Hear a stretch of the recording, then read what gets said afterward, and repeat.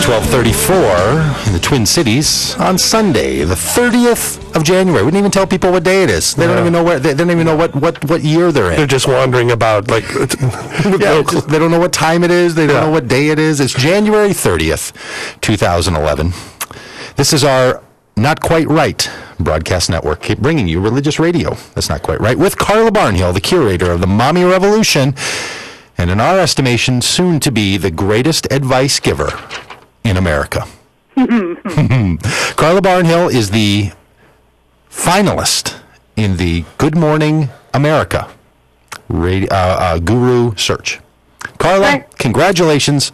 Welcome aboard, and we just can't wait another day to find out what's going to happen with this. Well, I know. Unfortunately, we do have to wait another day, perhaps more. I don't know how long it's going to take. Well, if you didn't see it, folks, Carla was on Good Morning America last Thursday. She was also on the web version of it last Wednesday, and she it was just stunning. It was just stellar. Yeah, it was by everyone's estimation who's a fan of yours, perfect. Clearly the best. Clearly the best.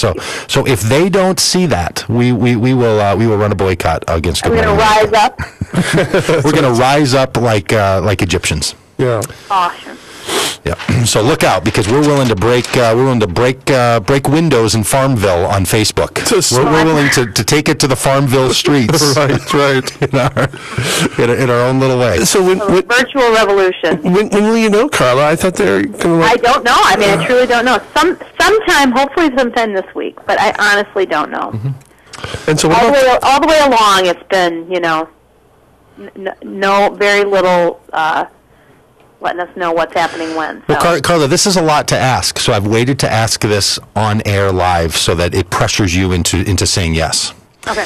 So this is a lot to ask, but is there a way that you could break that news through the Doug Pagitt radio program? I suppose if they let me know next Sunday. Well, even before, like we could broadcast a special web edition online someday. Well, I don't know. When you find out, could we have the exclusive? You want the scoop? Scoop or the first interview? Maybe the news is going to leak out because they're trying to get all the news sites together. But could we have the first interview with the newly crowned guru? Yeah, only if you win, of course. Yeah. By the way, if you don't get this, Carla, we're going to have to talk again about this whole segment. That's so fine. I just feel like I see that coming. We're either all in or we're Hey, what's the deal? What's the deal with the voting? Doug said that there was because truly on the computer every 15 minutes just to see how you're doing between you and that Cooper Boone fella. And I told him that Cooper Boone has been running he's been running a scam on there. He's got people they're voting from Europe. I don't know what he's doing. I don't know what anybody's doing. What I do know is that the voting is for entertainment purposes only. It's not necessarily accurate. I don't know why. Well, I have a hunch why I'm so popular in Utah. You probably haven't clicked on there to say how's the voting from state to state. Do that sometime. I haven't looked at it for a while. I didn't know that existed. Yeah, you can map it. You can see where all the votes are coming from. But this isn't new. I mean, all along there have been people kind of every time been like, how come when I add up all the state votes, it doesn't add up to the number that it says they have. And so it's not new that it's a little wonky, but it's fun for people to do. I think they are taking it into account. They are looking at it. They are paying attention. It is not the deciding factor. Yeah, so people who are on the Facebook and are saying things like, "Come on, people, we have to do this for Carla." They can be freed from the burden that it's simply their responsibility to get you the most votes. I appreciate it so much. I really do. I appreciate people's enthusiasm. I appreciate people spreading the word. And like I said, they are paying attention at ABC, but it is not the decider. Well, it has been entertaining for me. Yes, it has. It's entertaining housewives and the unemployed day after day. It is a crucial okay, son boy and house husbands. Yeah. All right, Carla. People who take long writing vacations. Yeah. Hey, brought a little snark with you back from the Keys. I'm just full of energy. I'm well rested and feel tanner than all the rest of you. Yeah. It's got a little. Not saying much, is that? It really isn't. Wait till we get to the cripes and come on. You got to be kidding me after this. Is this about how tan you are? Is that what it's going to be about? No, it's not. What's wrong with the other people? Would it kill you to go get a little spray put on? It's a little bit about the vacation blues that someone comes home with. That there's a reset button that gets pushed on all the stuff that bugs a guy. Yeah. That he got used to, and then comes home from vacation. All of a sudden, it's right back to being bothered, like it's all new. Right. Yeah. But what's going on over at the mommy revolution? I mean, we're not leaving that behind. We're not at all leaving that behind. We've been talking for the last couple of weeks about the Tiger Mother. Yes. And it continues to be newsworthy. Doug, you pointed out to me this morning that our own local Star Tribune had a bit about it. Has finally picked it up. The Star Tribune, 2 or 3 weeks into our conversation around here, finally made it front page news. 3 weeks ago. Yeah. This article came up. But there it is. But it did. The Strib article had an interesting. It was sort of trying to take it to another level. Like, how are we supposed to parent? If the Tiger Mother's way is too extreme, and people feel like maybe the Western way is too lax, then where is the middle ground in there? So that's what the Tribune article is. Strib article is. And it was so interesting because I read the portions of that article today, and it said, "Is there a need for a new parenting philosophy?" Or approach. And I thought, I've parented 4 children, 2 of them from birth all the way to adulthood, and 2 of them from 5 and 6 year old into adulthood. I don't think I've ever had an identifiable philosophy of parenting. Obviously. I mean, it never, I mean, other than I'm not going to be like my parents, or I'm going to be like my parents. But do most people have a philosophy that they feel that they're parenting in reference to? I think most people don't. Yeah. And I think that the people who do, now this is where the mommy revolution, this is what we're all about. This is our wheelhouse right here. Mm-hmm. It is about parenting philosophy. I would say most people don't have one that they would articulate. Mm-hmm. Okay, but most of us do have, I think, we talk about metaphor. Carla and I on the mommy revolution will talk about what is your metaphor for parenting. Mm-hmm. We have sort of the reactionary, I'm not going to do what my parents did, mm-hmm.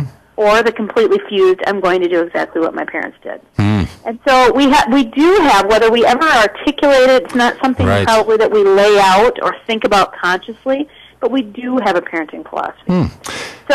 So when I say I don't think most people think about their parenting philosophy very often. Right. But I think people should have one. I think you do need to have a game plan. You need to be able to say, this is what we're hoping to accomplish as parents, and this is how we see ourselves getting there. Hey, I got a $1 million idea for you. What's that? In that Austin Powers-like way, where it should be a $10 million idea, but like it's worth anything. Here's a $1 million idea. Okay. You know how there's personality tests? Personality types, and it's not that person goes into a personality test and says, I want to know what my philosophy of my personality is. Instead they say, I wonder what kind of personality I'm living into.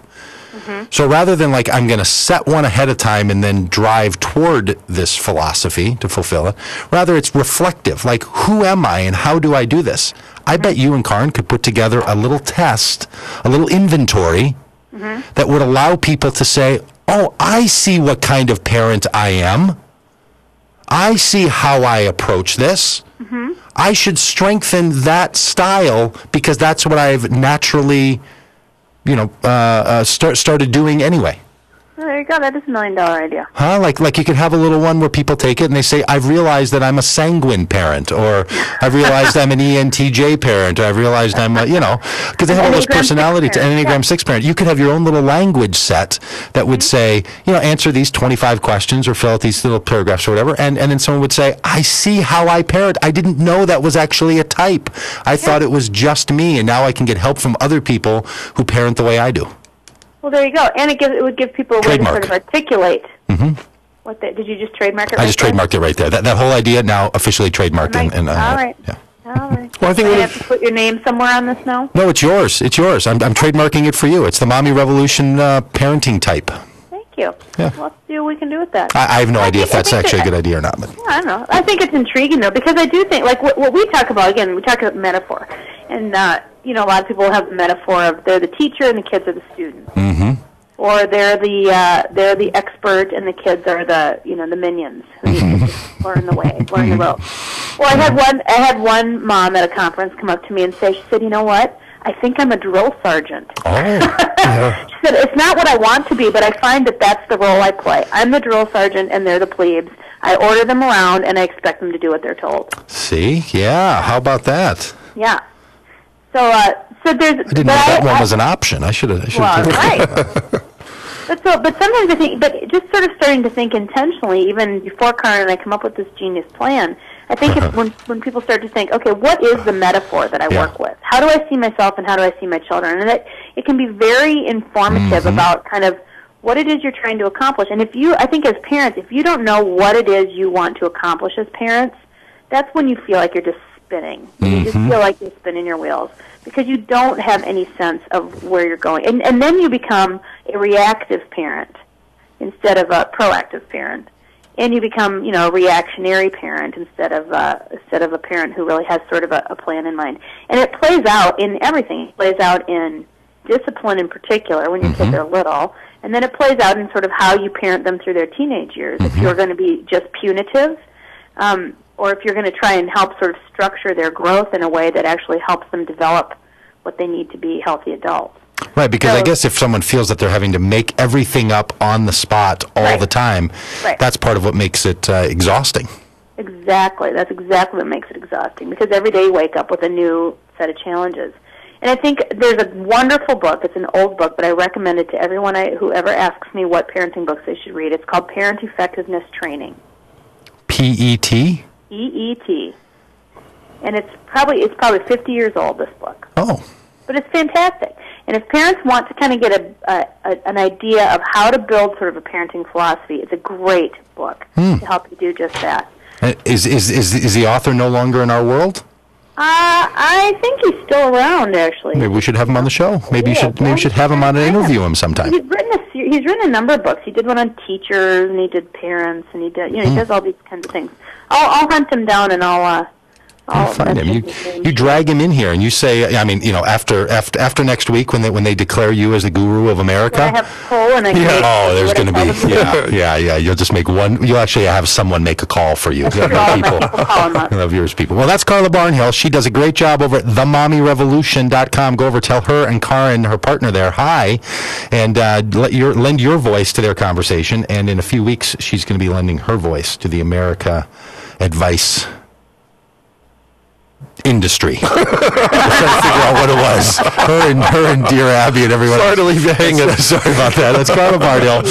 We'll be back with her next week. Thanks, Carla, and good luck. Thank you. Hey, we're going to be back with the Cripes. Come on in, and you got to be kidding me. That includes banks and a woman on an airplane and the city of Minneapolis. You don't want to miss this. And then the Smitten Kitten at 1. Yes. Smitten Kitten at 1 on Big Badger Radio on AM 950, The Voice of Minnesota. Listen, children, to us.